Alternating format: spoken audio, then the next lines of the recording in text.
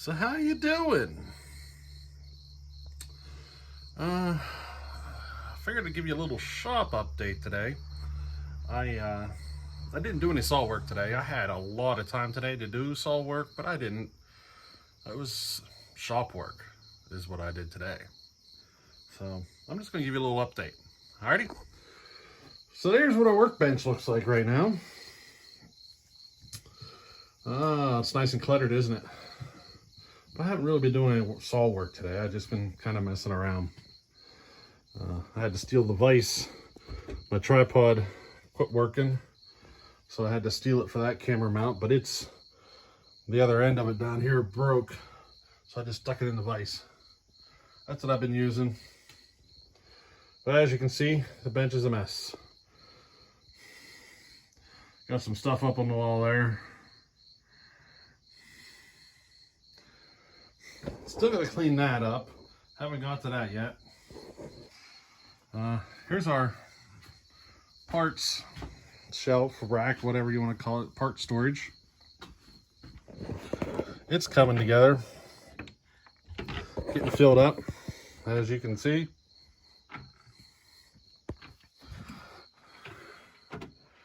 We still got more.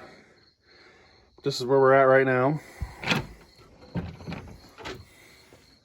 So I just hang a bunch of chain up on the doors here. You know, I need something to do with it. This is our project table. These are the upcoming projects. This is the 925 here. I've been kind of holding out on it because if you remember, this experimental Super XL Auto, the extra fingers I put in, I kind of did a slight mod to the 925 to do something kind of similar, but I kind of used the third transfer, the extra transfer to do it. And I've been kind of waiting to see if the Super XL was a success before I continued with this. But I think we might be at a point now that I can go ahead and work at putting that together. That's a 306 over there. We're gonna see if we can get it running. I got enough parts to probably build a 245, so we might look into doing that so we have a comparison video, because we got this 245 sitting here. Now I got an update on the 245 here. I figured out the issue with the bow bar.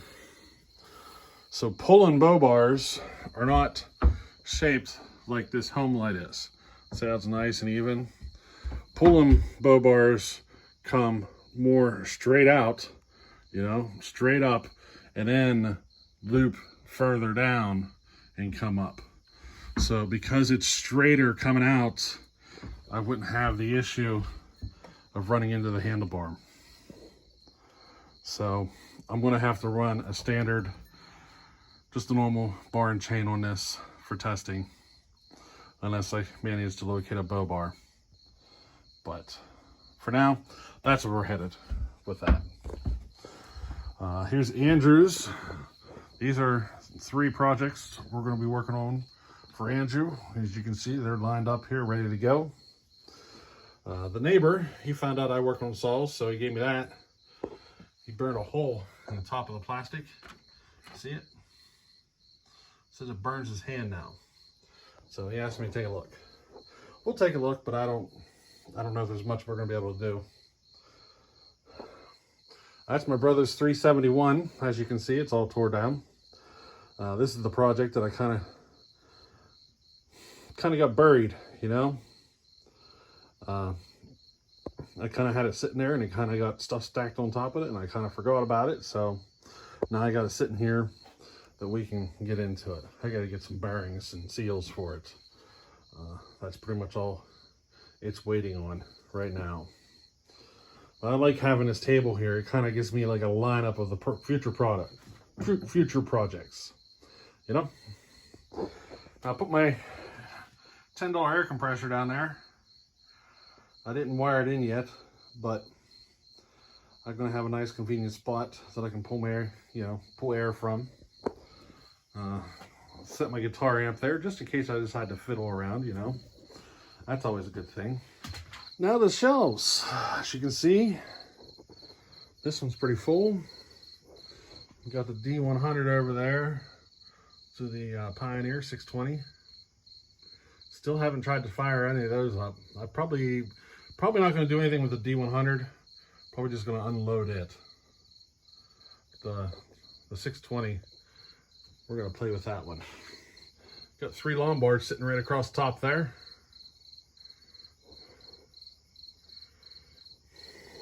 My XL67 down here. There's my XL400, and then here's a line of Super XL autos that we're currently running. This is the new one. This is the one we just ported. This is the one that's been ported, and we're gonna give it one more test before shipping it out. These 2 here are my nice ones for my personal collection. This is the 3/4 wrap, and this is the full wrap. Here's an XL12. She runs, but you know, she's starving for fuel. Got that that wick filter issue, you know. One of these days I'll fix it. That's not a 130, that's actually an XL76. But that's a running saw. The clutch had blowed out on it, but I fixed it. Now down here is kind of a nice row of saws. There's an XL800, so an XL850, an XL870. That one's got the full wrap on it. And if you can see, there's my 902, my 903, my 923, and one of my 925s. That's the one with the full wrap on it. Now down here's where they start getting ugly. Here's the 340. I've really been wanting to get into this. It gets put to the side. Here's the 130 we're going to build sometime down the road. Super XL Auto. That's going to be one of our future giveaway saws. Just got a good cylinder, but that's going to be one of the ones that we build up and end up giving away someday. That's XL12. I have all the parts. I'm going to get it running one of these days. My XL101. That's one of those ones that's it's so crusty and barn find that I kind of been leaving it just because of that. I don't know, I just find it cool. And here's an XL12. I'm probably going to fix that one and sell it. And here's another XL12 that's probably just going to be turned into spare parts. I hate the repaint thing, so I'm probably just going to use it for spare parts. 1010. Right now it's just, I think it has an ignition issue. I think I got a chip here. I think I'm going to bypass it and see if we can get it to run with that. The 700, I just got that clutch rebuilt, so it's ready to run. There's my Husqvarna 50. This 50 is going to be, I don't know. I thought about doing another like porting class thing with that 50, but I don't know. I'd probably get a lot more detailed. I'm kind of getting practice right now to kind of, for the future. If you're not familiar with the porting class videos, I give like real beginner, kind of like a real beginner porting lessons, I guess you can say. There's the famous Promac 610 McBrick, as they call them, Makita, and there's my 1050 all the way down here. I got it sitting there because the bar runs the whole way up behind all those. And down there's a Poland, but I can't remember what it is. It's been so long. It's the only one in a case, so it's sitting on the floor. But now I got another shelf here. So our 26 LCS is sitting up here, a Zip, and our Model 47 Mac here. This is a VI Super Mini. It's a runner actually. May not look it. Promac 610, that's a runner. Super Easy. I got a couple of them. There's the 360. That's a Pioneer NU-17. Kind of a funky looking saw, aren't they? There's another Zip, and there's our C51. And this row down here, this is a Super Easy, another Super Easy, another Super Easy. Or there's a 240. And there's some Super 2s and stuff, and there's a 150. I got several other Super 2s, but they're tore down into pieces. Same with the Super Easies. I got several others, but they're just in pieces. As we look here, kind of give you a better view. Let me stand over here. So as we look here, you know, we got a shelf of saws, our firewood hole, another big shelf of saws. This here, I'm going to be putting some stuff in there coming up. You can see my dirt pile. It looks like this floor has never been swept up. And then over here to our project table and that, and parts shelf.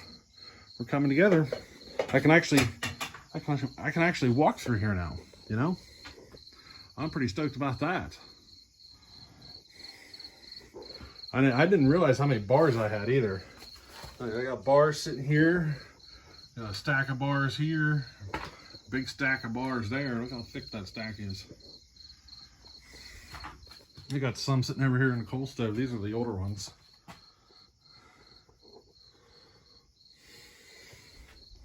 I got bars over here too. So yeah, I got bars over here too. There's a 20s. There's a 24 for, you know, the smaller mounts. The bow bar, and there's a bunch of shorter bars, more of them. So yeah, that's where we're at. Things are coming together, you know. In case you're wondering, I did count the saws today. I didn't hit 60, but, well, I shouldn't say that. I'd have 60 if you count the parts saws. I didn't count them, so we're over 50, but a little bit. So, just in case you're wondering, there are more than 50 saws. More than 60 if you count the parts. You know, the ones that have been stripped for parts. See this dry erase board? I'm going to start using that. You see that? Kids have been writing on it. I'm going to start using that. I think it'll help with videos of how I use the dry erase board and start writing the numbers and everything out on it. You know, like a reference that we can go back to. But there we go. Little update on where the shop's sitting right now. If you noticed, all the shelves are full. So, if I want to get more saws, I need more shelves. And where am I going to put them? I don't know. We'll figure that out. You know, we'll cross that bridge when we come to it. Let me think here. So as I'm looking here, I mean, there's some saws that are going to be leaving. You know,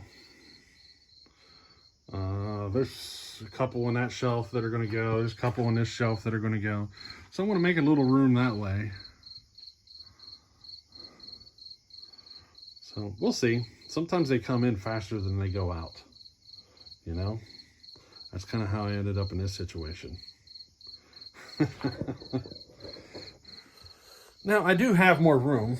Right over here, this wall, right on the other side is another room the same size as this one.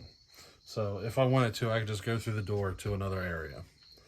I'm thinking about turning that area to a grinding area, but I don't know. I haven't decided yet. You know, we'll see. We'll see how things go down. So I want a dedicated grinding station, you know. Now you're gonna see some projects get spit out in a hurry. Andrew's 3270 is gonna take a little bit of time probably to figure out what it needs, get parts, you know, all that stuff. It might take a little time. So we're gonna get it running, put it in the wood, kind of get a feel for it, you know. I've never ran one, so I want to run it before I do any work to it, really. Any porting work, at least. And, you know, it's going to take a little bit of time. But the two, I think they're both 130s. One might be an XL76. Those two we might spit out pretty quick. Probably build them together and spit them out in a hurry. We have another one that's, well, I haven't opened the box yet, but it's here. We'll show you that down the road. And I think I got like 6 of those saws that we're going to build here. And if I take my sweet old time with them, yeah, that'd be a year. So I need to, I'm not gonna worry about so much videoing on them, on all of these saws. Some of them you're just gonna get highlight reels, and some of them we're gonna get a little more detailed, you know? But, alrighty guys. Boy, I need a haircut. I said that before, haven't I? Maybe we'll do that this weekend. But anyway, guys, hey, we'll catch you on the next one. Oh, look at that pretty view. Isn't that a great view?